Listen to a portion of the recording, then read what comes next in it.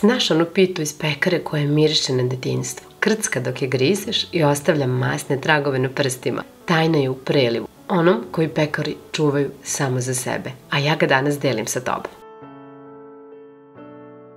Najprije ću pripremiti fil kojim ću filovati kore, a to radim tako što razbijam 3 veća jajeta. Malo ću da ih umutim.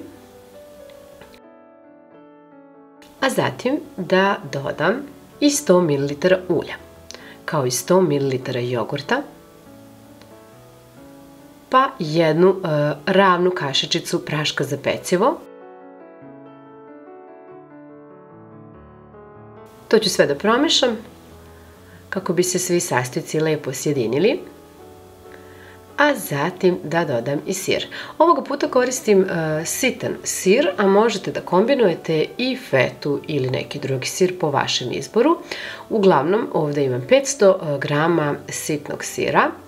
Sve ću to lepo da ovako promešam kako bi se sjedinilo i ukoliko je potrebno posolite. Ja ću da dodam ovako jednu pa skoro ravnu kašičicu soli i da promešam, a vi najbolje po ukusu. Stavljam fil sa strane, a sada pravimo ovaj čuveni preliv. 100 ml ulja, 200 ml kisele, odnosno gazirane vode i u njega dodajemo 3 kašike jogurta. Ovaj preliv je savršen jer ulje daje sočnost i zlatnu koricu, gazirana voda pravi vazdušastu, hrskavu strukturu, a jogurt omekšava kore i daje blag pekarski ukus. Kada smo sve promešali, stavljamo fil sa strane i ovdje imam jedno pakovanje gotovih kora od 500 grama. Odvojit ću zatim jednu koru i premazati je ovim filom. Ono što je bitno jeste da koru dobro premažete sa svih strana, ali da je ne pokvasite previše. Inače ćete je posle teško uviti. Zato je potrebno da ovako fino premažete, a ovoga puta ću samo da presavijam ovako na pola. Ovaj gornji deo neću premazivati ovim filom, već ću dodati ovaj fil sa sirom. I dodajem 3 kašike na svaku koru, a zatim sve to ovako dobro premažem kako bih pokrila filom svaki ćošak i svaku ivicu, jer želim da svuda ravnomerno bude fila. Ove krajeve ću ovako blago da uvijem, prosto jer moj pleh ne može da stane ovako cela, inače možete, ukoliko imate malo veći pleh, i samo da uvijete najnormalnije, bez uvijanja tih ivica.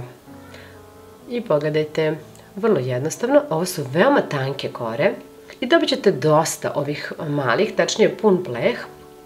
Potrebno je sada da ponavljate postupak dokle god ne potrošite sve kore. Meni su 2 ostale viška jer prosto takav mi je pleh. A sada ono što mažem na kraju jeste samo ulje. Možete premazati i onim filom ukoliko želite. Ja sam želela da bude samo ulje u pitanju jer sam želela da korica bude ekstra hrskava.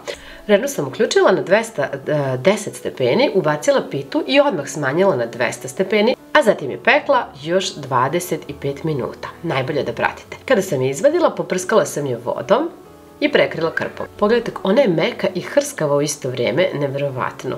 Znači, pogledajte kako je ona hrska, savršena je ukusna i sredina je dosta meka i sočna, a male su, pogledajte kako su zanimljive. Ukoliko vam se dopada ovaj recept, pišite mi obavezno, pogotovo ako ga isprobate. Ostavite like i podelite sa nekim svojim prijateljima. Vidimo se neki drugi put, ćao!